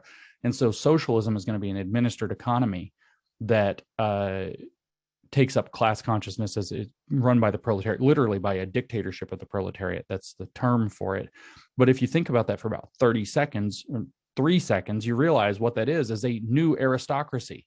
They didn't move forward in history, they moved backwards. They just got rid of the feudal estates who were there by nobility, or which is rooted in either God or family, or some structure that they would consider completely arbitrary. The elites were based by divine right to rule or whatever, and they've now replaced it with party fealty becomes the new aristocrats. And socialism is this administered state where the state, led by the dictatorship of the proletariat, owns everything and administers it equally to everybody underneath it. So rather than a bunch of different lords and fiefdoms or whatever with different aristocrats in charge, you now have different party commissaries that are in charge of different areas within, and there's a hierarchical party structure. But ideally, they say that's going to go away. Obviously, if you look at whether it's China or you look at the Soviet Union, that degrades into what is blatantly kind of a slavery system. They have to force people to work at the barrel of a gun, et cetera, because it turns out the system's not very good and there's not very good incentives. So it regresses eventually to a slavery-based system. And Marx's chief conceit is that this is somehow magically supposed to become a global single tribe when people get tired enough of that. And so it's blatantly regressive. There's all this, if you believe Marx's historicism, there's all this progress from tribes through slavery up to feudal estates, into everybody has their own property rights in capitalism. And then whoops, we're going to go backwards and create a new aristocracy that eventually devolves into slavery, that eventually is supposed to magically become communism. So of course it's regressive, and it never gets to communism. Real communism never gets tried. They just end up having to liquidate by the time the slavery system gets bad enough and they're trying to maintain it. So of course it's regressive. And furthermore, of course it's regressive because it's based in conflict theory. So what about race? How is it racially regressive? The whole point of Marxist theory is to agitate class consciousness, which is a conflict-based consciousness of where you stand in society. So the point is to awaken a racial consciousness that is also conflict-based. So what do you call that? You call that racism. That's what you call it. It's reawakening racism under critical race theory, so that it can be used to generate racial conflict that then becomes the source of the racial contradictions that are supposed to drive the theory. And so, of course it's regressive. And of course they don't like liberalism, because liberalism actually indicates the stage where you've broken free of these kind of systems of arbitrary power, which they seek to reinstall, and you're into a state where you have legitimate power, which is government by the consent of the governed, where everybody has a secured right to life, liberty, pursuit of happiness, or property, depending on how you want to phrase it, being Thomas Jefferson on the first hand and John Locke on the second, with Jefferson actually translating some of the intention of Locke with his, kind of curious phrasing, pursuit of happiness, because that's what Locke said the point of property is, that you can pursue your happiness as you will. And so you have this state where you've broken free of the arbitrary power and stepped into legitimate power, where the role of government now is to secure those rights for people with their consent and nothing more. That's all of a sudden, I don't want to say that that's the end of progress, but what that does is that opens up the field where everybody gets to participate in the processes of society in a pretty darn fair way. And what they want to do is they want to take it backwards while calling it forward. Like I told you, everything's an inversion. So they want to go backwards and call it going forwards. So of course, it reinvents racism. Of course, when you look at how on earth you look at trans kids, right? And nothing against any kid that's struggling with anything. I don't care. I'm actually pretty wide open. Whatever people want to do, whatever adults want to do, Good for them. But look at trans people. What is a trans woman? It is a man who's adopted unbelievable gender stereotypes of what it means to look like a woman and to act like a woman, and performs those in an extreme measure, following Judith Butler's theory of gender performativity, that all of gender is actually a performance. So they have to adopt all the sexual stereotypes of the opposite sex and then perform them in extreme to cover up for the fact that they can't actually change their biological sex. It's physically not possible. And so what you see is this regression to reifying stereotypes, racial stereotypes, sexual stereotypes, gender stereotypes, etc. You can't just be gay and go about your life. Look at what they did to poor Pete Buttigieg. Pete Buttigieg is literally, his dad translated the Marxist Antonio Gramsci out of Italian into English at Notre Dame in 1970. His dad literally is a communist who translated one of the most influential communists in the world into English for the first time in 1970. That's Pete Buttigieg. Pete Buttigieg is gay. Pete Buttigieg ran for president in the Democratic Party last year, if you recall, or a little earlier in the primary, if you recall. And what did they say? That he might sleep with men or be married to a man, but he's not really gay because he's not queer, because he's not being flamboyantly embracing of the stereotypes of excessive non-normative gayness. It reifies all those stereotypes. Of course, it's going backwards. That's all it does, is it moves backwards and then calls it going forwards by saying that you've turned it upside down. The literal term for this in the literature is strategic essentialism, that you adopt essentialism, which is supposed to be the thing they're against: racial essentialism, sex essentialism, biological essentialism, gender essentialism, sexual essentialism. You adopt essentialism as a politically strategic move and make it performative and ironic, or a site of revolutionary politics. So of course it's regressive, and it's always going to be regressive. And that simultaneously, of course, it's going to be divisive, because the point of doing that is to agitate conflict, because Marxist theory is a conflict theory. It is that the stratifications of society are intrinsically in conflict. The upper class, whatever it happens to be, privileged, rich, bourgeois, whatever, is always in conflict with the lower class, whatever it is, oppressed, poor, or proletariat, working class. It is intrinsically a conflict theory. So it's intrinsically divisive, and it's intrinsically regressive, and it's intrinsically even fake and empty, because it's performative by nature, especially in the sexual, gender, sex, and sexuality realms. And so, yes, of course it's that. Of course it's all of that. I have nothing else to say except that's when you understand what Marxist theory actually represents and how it works, and then how that got adapted in later incarnations, whether that's critical Marxism, whether it's identity Marxism that we deal with now, which we also call woke. Of course it's those things. And so I saw a comment here, so it's a cult. Yes, it's absolutely a cult. And the technique that Mao used of course, it's a cult indoctrination. You make people feel vulnerable, and you give them a way out of vulnerability by doctrine. Then you repeat this process again and again and again to bring them further and further into the cult, meanwhile separating them from anchors outside, whether that for the Chinese, it was the four olds, old customs, old culture, old habits, old ways of thinking, but also the older generation. You separate them from your parents, they separate them from their old culture. You can no longer appreciate the American history. You can't like Seinfeld anymore because it was too homophobic. You can't like Friends. It's only like 30 years ago. I know everybody just felt real old when I said that. I know, gosh, but you can't like any of the anchors of culture. You can't like Rudolph the Red-Nosed Reindeer claymation from the 1950s because it portrays bullying and sexist stereotypes. And you can't like anything in German, in Marxist, and even older German philosophy. This is all based in, that's called Aufheben der Kultur. Aufheben der Kultur was the kind of battle cry of the great cultural Marxist George Lukács, who led the Hungarian Revolution that failed in 1919. And was, by the way, what did also George Lukács do besides informing all of cultural Marxist theory that we're now dealing with? He became Deputy Commissar of Education in the short-lived Hungarian regime after the revolution. The revolution succeeded. For 4 months, they had a communist regime in Hungary in 1919. And then after 4 months, the people were like, hell no, and they got rid of it. Part of the reason was what George Lukács did. And George Lukács, what he did was he installed comprehensive sex education that literally taught kids to be what we would phrase, I think the polite term is libertines, basically teaching kids to be orgiastic in every other way that you can imagine. And the Hungarians were like, too far.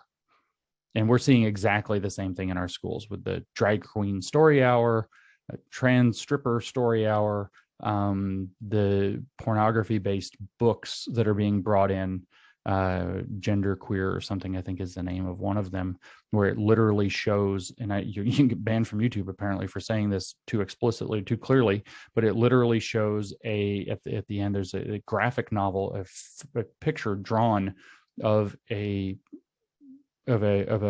child giving oral sex to the strap-on dildo of another child, or being worn by another child. There's all these grooming books across, like adults grooming into children.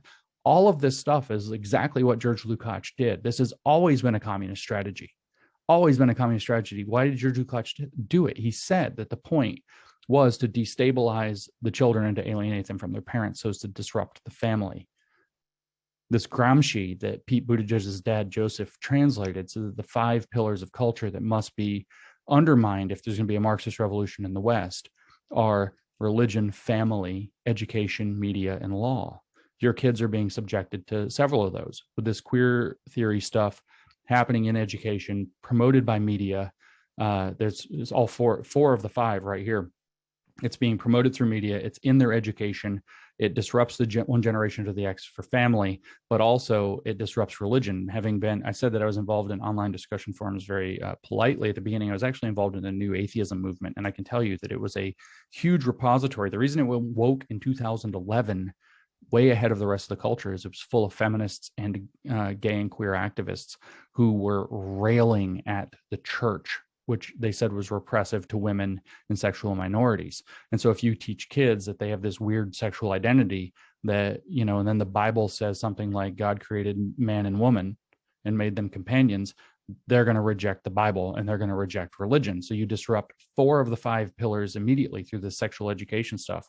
And again, George Lukács did this quite successfully in 1919 in Hungary. And then that's also a bridge too far, because it turns out when parents realize that their kids are being groomed into stuff like that, they push back and they're willing to take some risks to push back effectively.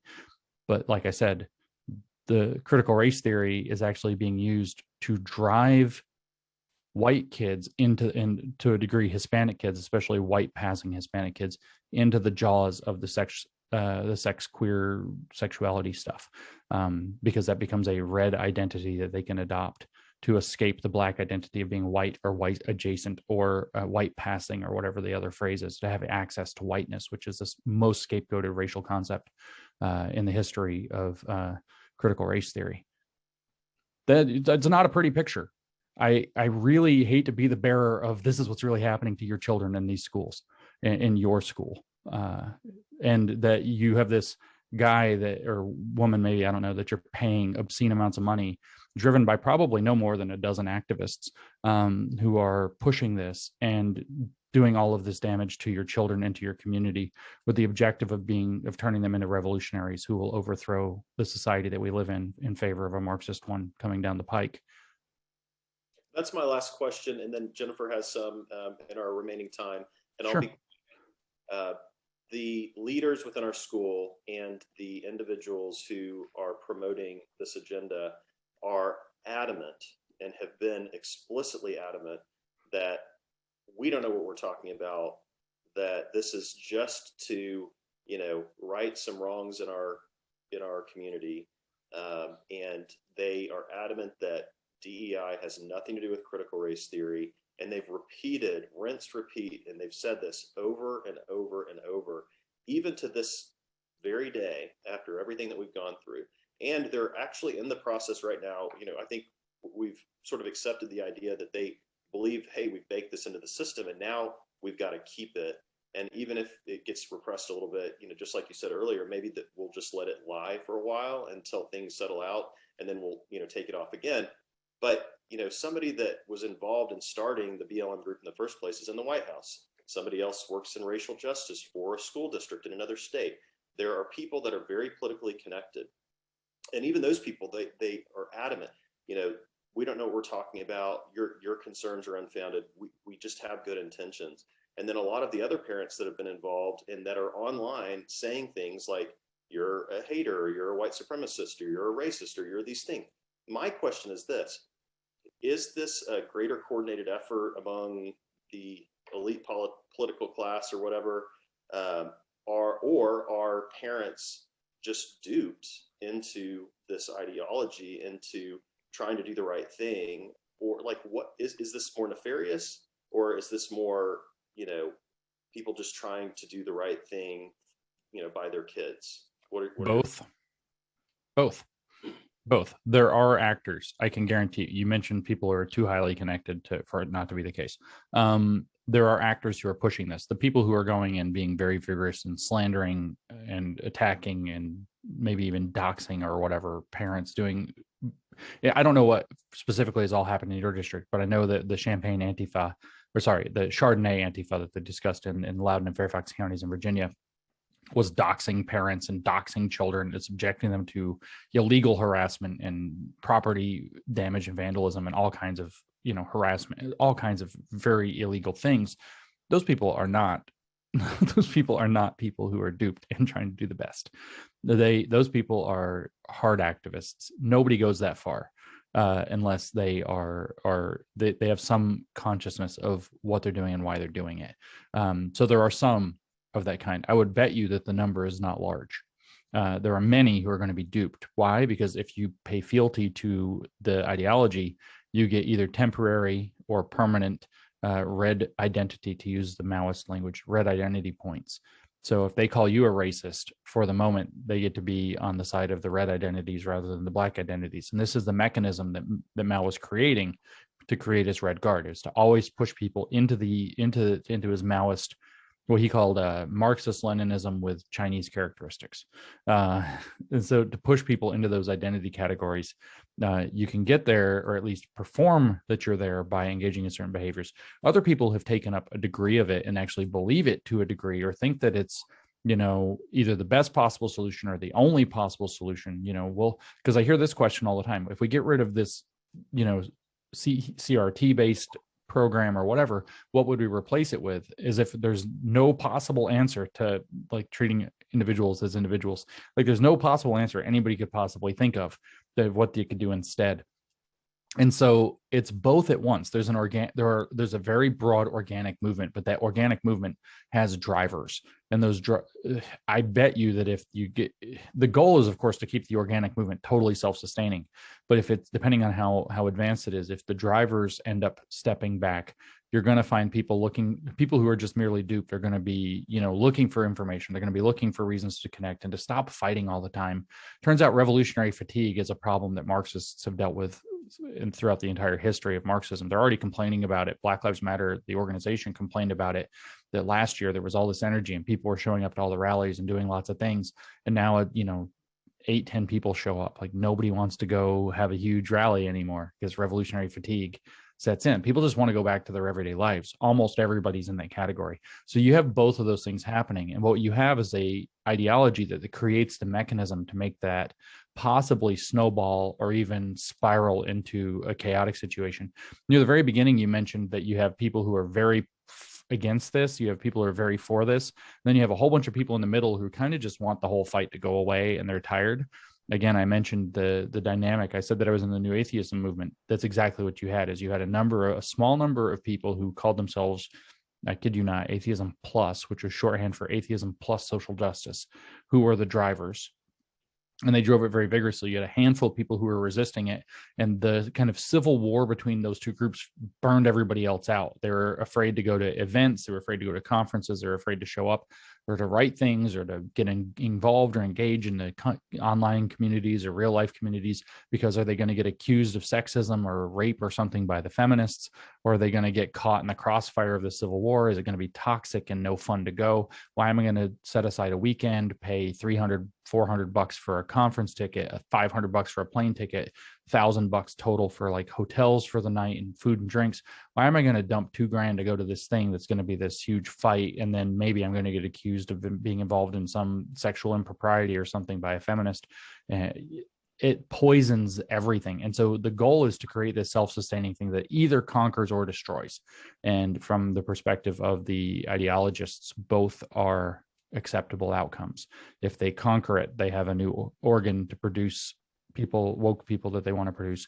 And if it's destroyed, then it was white supremacist in the first place and needed to be broken. It needed to go away. So the new atheism movement was destroyed, and it was sexist in the first place and just needed to go away. That was the rationalization they gave. So they're in a win-win position through destruction and co-optation. So it is, yes, organic, but it's being driven by probably, I don't know who the people are, all the people are. It is probably a relatively small number of people. I know that one of their techniques is to generate a sense of false consensus, or a sense of having much more support than they do. So you go on one of these forums, the Eanes Kids First or whatever it is, you go on these forums, and you put something and it just looks like it gets blasted by 50 people. It could be 3 people that have 6 accounts each. This comes up all the time. Or then they will have communication. That's the story of my life.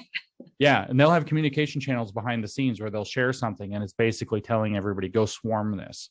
I have on Twitter very frequently where I'll hit too close to a target of the woke, where I'll put something in some no-name account that has 6 followers and a cartoon character that's been an account for like a month will make some snarky comment back that's kind of dumb, and it'll somehow get 400 likes in a few hours. That's no organic process creates that. And so what you know is that there are people who are kind of networked all over the place to create the illusion of lots of people being mad, and the sock puppet, according to Marxists, actually, I can actually read this to you. Let me find the page. This is from the Marxist.org encyclopedia that they have, which is very useful to read, by the way. There's an entry in their encyclopedia for practice and theory, and they say practice means activity with a means and an end. And so that's a direct quote. And so they say that the means and ends are joined in practice. And you see this all throughout Marxist literature. Herbert Marcuse, writing in the 1960s, in fact, in 69, says that the is and the ought find the bridge between them in theory, which has to be put into practice. And so means and ends, if it achieves the revolution, it's good. And so to have 50 sock puppet accounts per person, to use slander and to make up false accusations about people, to create Slack channels or Discord servers or whatever, where they'll get activists from all over the country who might number no more than 30 or 40, but who can be very active on social media. So you put something on Twitter about what's going on in Eanes, and 500 people seem to blow you up. It might be 30 or 40 in a Slack channel, each of whom have 10 accounts, and they just cycle through them and do this. This actually happens. I'm not being conspiratorial. I know this happens because I know people who have infiltrated the Slack accounts, in fact, last summer, and saw them doing this. And so 2,500 members in some of these, and then they come and attack a particular tweet or a particular Facebook post, or they'll try to make their way into a Facebook group, and they'll take screenshots of it, and then they'll go post it, and they'll smear you all over the internet. Sometimes they'll change the words in them. You're not dealing with particularly honest people. I often think of Harry Potter and the unforgivable curses. They get to use them, you don't, and you still have to fight back with goodness and honesty and integrity. And it's very tedious, very tiring. I don't think there are many. I don't mean to sound like Donald Trump, but nobody's as tired as I am. Nobody's as tired as I am with dealing with this. I'm 4 years deep in getting called. My mom used to call or whatever. How's it going? And I got called a racist on the internet 500 times today, Mom. She's like, that's ridiculous. And I'm like, I know, Mom, but it is what it is. So, you also have to be very judicious in believing that what you see is what's actually occurring. Chances are the number of hard activists is few. I've heard a report from a couple of school districts where it's like 5 or 6, as a matter of fact, 3 or 4 of whom will be on a payroll by somebody, which means there is a coordinated aspect to it. Somebody's paying them. I mean, you've just described the last 18 months of my life. So I completely understand what you're saying. And it's been unbelievable, and it remains unbelievable. But the truth is, I there thought are we only lived a in few the of United them. States where we could all just have our own opinion and go about our own lives. But apparently that's not that. Here's my question. We have just a little bit of time left. So how do we move forward? I mean, how do we move forward as a district? Because I do firmly believe what you've just said, which is I think it's a very small group of people. I think it's even a smaller group who are actually living in our school district. I think they're That's being right. guided or led, or I don't know what, by a group of people who don't live in our district. It's true. And they're It's probably either true. they're either true believers, or, you know, the road to hell is paved with good intention. I don't know, but whatever, it doesn't matter. But there's a small group of people, you know, really, I think, that are driving this. And then I think there's a large group of people who are against it, many of whom Right. are very afraid to say anything. You know, I get stopped in bathrooms and stopped at the gas station and stopped at restaurants. Thank you for what you're doing. Don't tell anybody I said that. And, Yeah, right. you know, right. So I get to every day, which is whatever, it's fine. Story of my life. Gets tedious, doesn't it? How do we heal our community? Because, you know, all I want to do is raise my children in an environment that I believe actually exists. I actually believe that our community cares a lot about each other. And I don't think our community really at all discriminates against anything you might discriminate against, be it the shape of your nose or anything else. Sure. So how do we heal? How do we get people to be able to find a place that heals without accepting the idea of what's being sort of crammed down our throats, that we either have to accept this or we're racist, which, you know, I'm neither, right? I'm not going to accept this, and I'm also not a racist. So how do we heal the community? And have you seen any examples of that across the country that we might look at Sort of, as a community? It's starting. So the answer to your question is, if you build it, they will come. Just not to be funny, but it really is. Kind of, you know, where have I seen this? Well, here's something that I know that's happening throughout Wisconsin right now. It turns out, especially, I know that, you know, Westlake is a high school, but when you look at younger kids, one of the easiest things to do to start healing communities is to just let little kids play together, and then the parents start talking to each other. What actually has to happen in general, when I say if you build it, they will come, you have all these people in your community. You just mentioned this. They come up to you and tell you in private. You know, when I started this, and I'm sure when you started this, you jumped off of a cliff. You had no idea what was going to happen. You're going to get called names. You're going to get slandered. You have no idea. You just stood up for what's right. And you didn't know if there's anybody to catch you. I can tell you right now that everybody who decides to take that plunge with you, there are a million hands, or not maybe a million, but a lot of hands reaching up, and you're going to get caught. So what you actually have to do is to start being willing to speak up and to start creating pathways where people can find each other and realize they're not alone. That networking, you say other examples to look to. I mentioned this, children playing together in Wisconsin that I visited, but I can point to Utah. They created an organization called Utah Parents United, UPU, and it's a little over a year old, and it already has over 25,000 or something like that, parents and grandparents that have come together.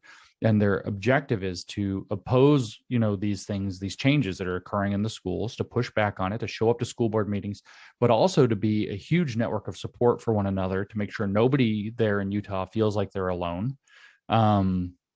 So I can point you in the direction of, you know, Utah Parents United as an example of something that you can look to and see. What's happening though is you have people coming. There's kind of 3 steps. People have to come, or more than 3, but the first 3 are people need to start coming together, and, you know, with the kind of whispered, you know, you're not alone. You think that too. You know, you can tell me. I'm not going to judge you. I'm not going to yell at you. We're not going to do that here. You know, I just want to hear, I think that's wrong. If you do too, you can talk to me. If you don't, whatever. But, you know, my door's open. You can create those. So people coming together is step 1. Then those people need to start getting informed and sharing something like this, or reading materials, or, you know, whatever. I'm not arrogant enough to think that I have all the answers. So go. And in fact, I keep saying, go read the sources for yourself. Go read these books. See, the best part about these Marxists is that they're very proud of what they're doing. They're very excited that they figured stuff out, and they tell everybody that this is really what's happening. Go read Critical Turn in Education. Take you an afternoon or a day or whatever. It's not an easy book, but you can see, the goal is to bring Marxism into education. They're quite explicit about it. Here's the 3 stages we used to do it. Here's the history of how that happened. Here are a bunch of other books you can read to see what the trajectory was. You know, so go read Critical Race Theory and Introduction and learn what critical race theory is. Start sharing those ideas. So it's create pathways to get together, then start getting informed. Then you have to start organizing. And that's where you're going to look at like Utah Parents United. They've come together, they're sharing information and getting informed and creating a support group kind of environment for one another, but also a organization for action where they're coming together and they're showing up. I was told that there was some kind of a school board, something or another, when I was there in Utah, and I don't remember the details, so I don't want to mess it up. And it could have been a county commission instead of a school board, but whatever. And they had over 1,000 parents through UPU show up all at once. And you can bet those, 7 or 8 people on the school board all of a sudden, or the commission or whatever, were like, we're used to 10 or 12, and there's 1,000 mad parents and grandparents here. Like, no, we're not doing this. And so the thing that normally probably would have passed 6-1 or 7-0 with nobody blinking an eye, with nobody there in attendance to see it, had 1,000 eyes on it, with cell phones videoing, people writing notes, people tracking it. And you have to be ready for the fight. But so it's build a pathway for people to come together, get informed, to get organized. Those are the first 3 steps. Then it's start taking action in strategic ways. The model, if you want to know where you can look, and I'm very disappointed in some of your friends there in Austin. I was just the other day, in like literally on Thursday, I was with Ken Paxton and some of his team and spoke with them. And they're doing awesome work. I don't want to give any shade at the stuff that his office, as your attorney general, is doing. But I said, you guys, let me just tell you what's happening to your north. And I don't know what I know you guys have this like rivalry with New Mexico, which is funny. I'm with stupid, both directions. I know about that. My brother went to New Mexico State. So I know all about your New Mexico stuff. I don't know what you got going on with Oklahoma, but I'm telling you, I keep looking for all like the little cutesy names from state to state to state. And like, I'm still stuck with like Texas is yeehaw, but Nebraska is nice, and that's a thing. And Oklahoma is organized. There are several organizations put together, and even look at what their state legislature and their state secretary of education are doing in the state of Oklahoma right now, that are taking this on in probably the most organized, effective manner in the country. So when you look at a model like, how do we start getting parents talking to each other? So I pointed the Wisconsin model. Well, if they're little kids, get the kids playing together, parents will start talking. Yeah, you can talk to me. I will not judge you. If you don't want to talk about it, that's cool. But if you have misgivings, I have them too, and we can talk. If you don't want to talk about it, let's just go on about our business. So you create that Wisconsin model to bring people together. You look up at the Utah model, where now they have 25,000 parents and grandparents who are networked, and they're getting organized, and they're beginning to start showing up in groups and informing and organizing themselves. And then you can turn your eyes north to Oklahoma, which is taking direct action against the universities, against the schools. And so that these places are all giving models for things that you can do in terms of pushing back on this in an informed way. So it's create ways for people to get together. That's step 1. Step 2 is mutually inform one another once those start to grow. The third is start to become organized. If somebody's good at doing clerical tasks, they do clerical tasks now. They can volunteer their time, or if you end up getting resources, they can be paid or whatever. Start getting properly organized as a coalition, a parents coalition. Doesn't matter if you're Republican or Democrat, liberal or conservative. This is parents and kids, man. This is kids. So it doesn't matter. It doesn't matter if you're black, white, Hispanic, Asian, doesn't matter. Male, female, mom, dad, doesn't matter. Your parents, grandparents, you're old now. Like, it doesn't matter. You have kids. This is about the kids. And so you form this coalition, you start getting informed mutually, you start getting organized, and then you can look to states like Oklahoma that are taking action. Now, Texas has taken good action too. And what you do have, and this is what Ken didn't say this himself to me, but some of the people in his office, they said, well, in Oklahoma, they've only got 14 lawyers working with and we have 720. And like, yeah, great. Okay. Everything's bigger in Texas. I got you. Big hair, closer to God. Yeah, whatever, guys. And the joke there is the guy was bald. But so it's like, guys, that's not the point. You guys have tremendous resources there, but they have a great model. And if they can do it with like 14 or 24 or whatever it is, and you've got 700, it's like you guys as a parents organization, especially they're so close to Austin, can start doing liaison work to Paxton's office. I know he knows me. I just confirmed it on Thursday. I know he knows, this issue. I know he knows it's relevant, and I don't know that he knows how critical it is both to Texas and into the United States, but also to parents in the state. I know he's also, because the thing I was at was a fundraiser for him. I know so if you can guess where I was, okay. That's fun. But He's running for re-election. He should be pushing this right now. He should be reassuring parents that he's going to take this fight to school districts in Texas. So start getting, if you have connections to people in the state legislature, such as his wife, or to him, and or people in his office, or other people in the state government, or other people in the local government, as you start to organize as the third phase there, and you start to go into taking action, make use of those resources. Those are actionable steps that you can do. Ultimately, I hate to put it this way so bluntly here at the end, but what is going to have to happen is that the people agitating for this and the gaslighting parents and misleading people about what it is, whether out of their own ignorance or out of mendaciousness, out of lying, if they're just ignorant, if the superintendent or whatever is ignorant of what DEI is and he's pushing it anyway, he has no business being superintendent. If he's lying about what it is, he really has no business. But in both cases, he has no business. So what's ultimately going to happen is these people are going to have to be pressured to lose their positions, and they have to be fired. And if they turn out to not be the activist type, what you'll find is they may be totally willing to listen when there's something on the line, and they're not trying, because this is a legitimate thing. People will say, well, I'm not really on board with it, but if I go, they're going to replace me with a lunatic who's really going to be on board with it. So I'm trying to hold the middle. Those people are just standing in the way of, or just like what is the last speed bump in the road before you lose. Those people have to either be reinforced through your organization, et cetera, and information, or they have to be removed. And that's ultimately what it's going to have to come down to. Lawsuits, as individual parents, stop being afraid, invite the lawsuit. Send your kids to school. I don't want to get into the mask thing and all that crap. I know that's ugly, but really people get real divided, and I don't want to divide people right now. But the truth is, if you're of that mind, send your kid to school without a mask. And if they send you home, they have now been excluded from their education on the basis of no law. Sue them. Invite the lawsuits. Challenge these things, and don't be afraid to use the mechanisms. I understand all of that's expensive. So as you get organized, 25,000 parents in Utah, what's their population? Like less than Austin, the whole state. Start to organize, and you guys will be able to share resources and build a base and petition. I think there's some oil people there in your area that you could probably talk to about money, for example. You guys can figure out ways to start solving those practical problems so that you can take the fight to this and push this stuff back out. And the last word, just take hope, okay? Because this is at least I've mentioned a bunch of stuff from 1970. This is in 1968, 1964. This is at least a 50-year project. I mentioned George Lukács. That's 1919. I mentioned Antonio Gramsci, who got translated by Pete Buttigieg's dad. Some of his writing is 1916. This is at least a concentrated 100-year or 50-year specifically project to infiltrate American education.